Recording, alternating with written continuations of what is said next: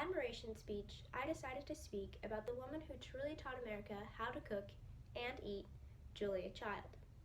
With her nearly limitless energy and generosity, she brought the art of French cuisine into average American homes.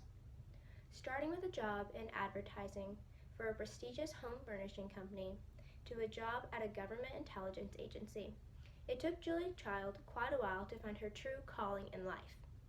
It was not until she and her husband moved to Europe that she found it at the age of 36 in Paris, France. Julia's love for French cooking began while having lunch at La Couronne.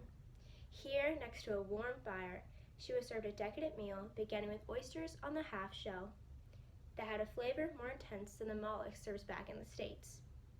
Next would come a whole Dover sole, a species of fish, browned in a sizzling pan of butter. Then, to add a bit of well-being to her experience, she munched on a green salad dressed in vinaigrette.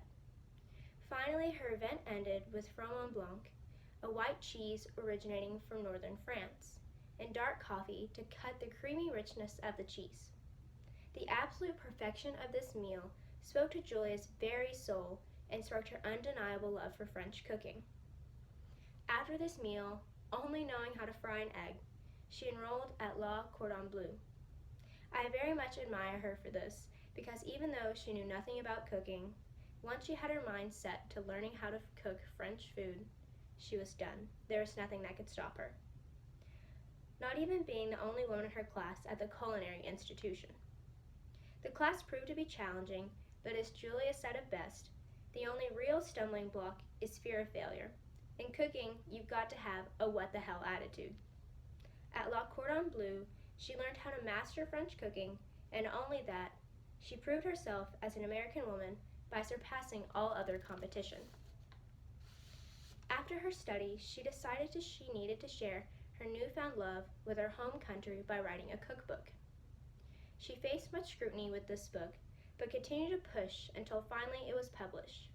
But that was not the end of her criticism.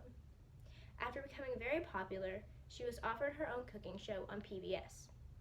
Viewers constantly sent in letters critiquing her kitchen demeanor. Others were concerned about the high levels of fat in French cooking. Julia's advice was to eat in moderation. I would rather eat 1 tablespoon of chocolate mousse cake than 3 bowls of Jell-O, she said. Between 1970 and 2000, Child continued to author cookbooks and present popular cookery television programs, winning various awards for her work. Julia Child will always be remembered for her passion for French cuisine and dedication to passing on an appreciation and respect for fine food.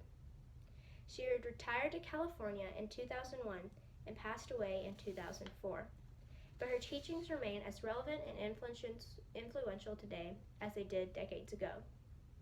I will continue to admire her for her tremendous gift, firm opinions, and her ability to stay true to herself and her cooking.